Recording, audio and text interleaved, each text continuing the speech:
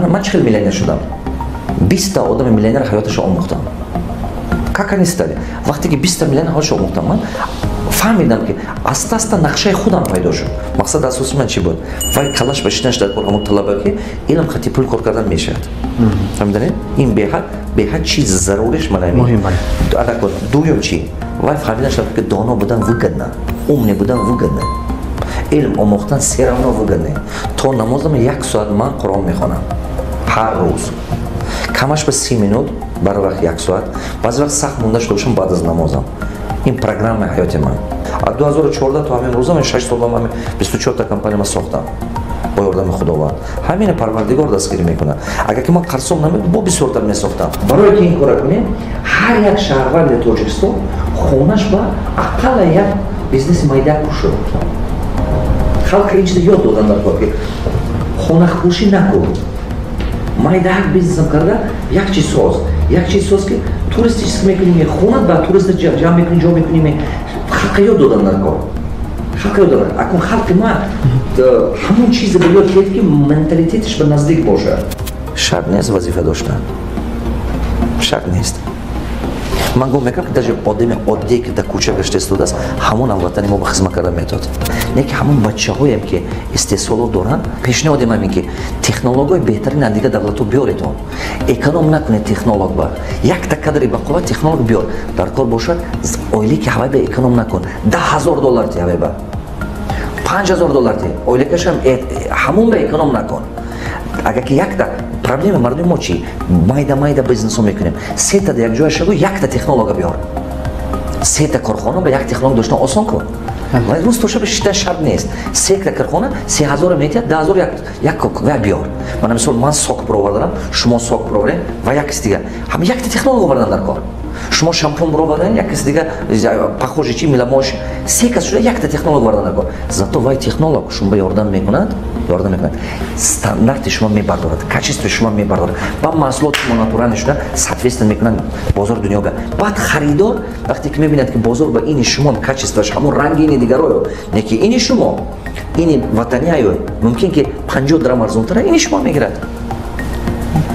ҳамин хел карда мо оянда мо сохта метоем не ки ҳама мо якҷоя кардана мо дар кор касе ки мегӯяд ки намешад касе ки мегӯяд ки ин фикро дуруға ҳамон инсон بدبینی ملت های همون انسان ناامیده معقول نیست برو این دولت برو دیگه جا زندگی کن نمیخوای در همین ملت خدمت کردن که این دیگر گونه شد نه که اینجا زندگی میکنی یک کاری کن که هممون به فایدهش رسد نه که بد نگو نه خلق بد گو نه وطن ما بد گو نه که امید دیگر رو نکش آرزوی دیگر رو به ضرر نکن ای پول نباشه چیکار میکنی تو باید که ایده پلان کاماندا سیستم نباشد پولا متابطیان که پولا نیست میکنید من چه میلیونر شدم 20 تا آدم میلیونر حیاتش آموختم как они стали وقتی که 20 تا میلیونر حالش آموختم من فهمیدم که asta نقشه خودم پیدا شد حاضر من حیات میلیاردر آموختم من میخوام میلیاردر شم که پول در کار که گیس سازم پول در کار که مکتب سازم و میدونید پول در کار بی پول این کارا نمیشه کردن نمیشه شما هم گفتنی هستید که حاضر آماده اید که 100 نفری بالایقت جوانان رو از حساب خودتان بله من از تمام گوشه کنار تاجیکستان همین کار کردم حاضر 7 جمع کردم اینا چگونه با کدام راه جمع کردید کنکورس من asta میبینم میپرسم میفهمم خودم صحبت میکنم رزولتاتش میبینم نه که من همه آدمای میخوام دستگیری کنم که لایقتش هست هنرش هست نه که возможность ندارد و سرخال دادن شرایط ندارد من مثلا بعضی بچه‌هاست که талантش هست هنرش هست شرایط دارد پدر و مادرش پول دارد و پدر و مادرش خودش خوناند انا اون بچه‌ای که مثلا من میبینم که لایقتش هست و возможность ندارد یا که اولی سه فرزند با تولد شده یا که میبینید که در نیمه شرایطش نیست ما همون بچه دستگیر میکردیم این صرف نظر بر کجا این امریکا می ژاپنیا می انگلیس ما اصلا خودم برده میکنم اصلا کمپانی خودم میبرم میخونم چی با اگر که من 100 تا میخواد قدر تایید کردم به زورم رسد پروردگار یاردم کنه این تقدیر ملت دیگه میکند فهمیدید بعضی وقت یک تا آدم فکر بزرگ میکرده استراتژیکی ممکن که میلیون آدم با فایدهش میرسه میلیون آدم با همین استراتژی تو کدام سال ماندگی که با شما 100 نفر بیابید و تا 2025 همین کار حل خود رو می‌یابد این یک چیزی کردن در کار که 100 سالها فایده دهد. یک روزه نه. این همه ما فایدهش هست. نه که اگه شما آدم درست باشید و نیتتون تازه باشه، شما خداوند البته سفید کردن میبرد. من این چیز قرآن بخوندم. حضرت ابراهیم از درون علو برآوردن. وقتی تهمتش کردن از درون علو گذشت. نمرد کو. حضرت یوسف زندان کردن. گذشت کو. نمرد کو. برای همه وقت حضرت موسی من چیزهایی که خواندگی که بودم من بسیار میخوندم این چیزها من فهمیدم که اگر که من در پیش خداوند تازه باشم نیتم تازه باشد نیتم فریبگری و دروغگری نباشد لیچنی اینترسم نباشد من پروردگار یاردم میکنم. سه تا چی میگم.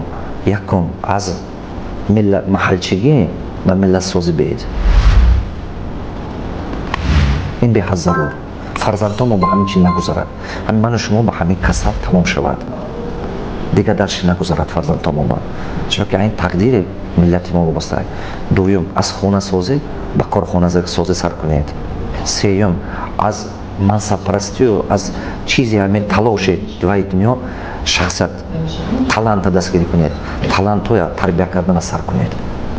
این به حد چیزایی که به حد ضرور است. من سال پیش از این یک پروگرام ساختم در همین قشلوق خطامو. اول من لوبوی کارم تستیرovat میکنم. یک بار تجربهش میبینم چه نتیجه میدهد. همون نتیجه میدادگی کارو بس زیاد کردن در کار. در همین قشلوق خطامو اومدم مکتبی که من میخونم مکتب نمره 5 است در درگاه اومدم پرسیدم گفتم که چند تا علاجی دارید؟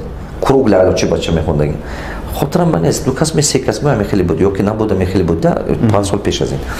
بعد گفتم که گوش کنید کدومش که همین پول نیست و هر چوریکش علا میشه و سالونش علا میشه ما همون با اویلگ میتیم. فقط طلبه با علاجی بونه. همین سر کردم. همون علاجی ها با استپنده دادم من. فقط علاجی با. نه که سال پول نیست و کروگلی باشد. اگر این سال شما کروگل شدید شما میگیرید شما نه دیگه کس میگیره. هر یک چوریک با اول میدادم.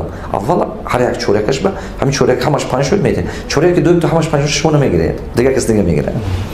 همین سر کردم. اولی که سر کردم خاطرم باز یک تا دو تا علاجی بود. بعد از یک سال پسش 40 چند تا شد. زیاد شد. نگاه کنید مقصد من چی بود؟ مقصد اساسی من چی بود؟ وای بچه با پول دادن مقصدش چی بود؟ مقصد این سه تا چی بود؟ سه تا مقصد. یکم و بچه کلاش بشیند که علم قطعا پول کار کردن میشد. یکمین چیزی که من میخواستم من این چی باشد که ارزو نکند که من میرم مرد کار میشم. همون قالب ارزوی مرد کاری مردم تاجیک دور کردن در کار. پرستو از او باشه من کشیدگی مرد کاری من 6 ماه مرد کار کردگی. من نمیخوام که دیگه خلقم مرد کاری کند. مرد کاری قطعی حیات فرزند ما دیگه نمیشد. فهمیدید این نمیشه و من نکردنم مردی کار باز یزنهای من رفته کردن جیانهای من میرن میکنن همسایم میرن میکنن تاثیرش من به میرسد. من دیگه نمیخوام که خلق مردی کاری کنه. برای همین قدر همین سر کردن در کار است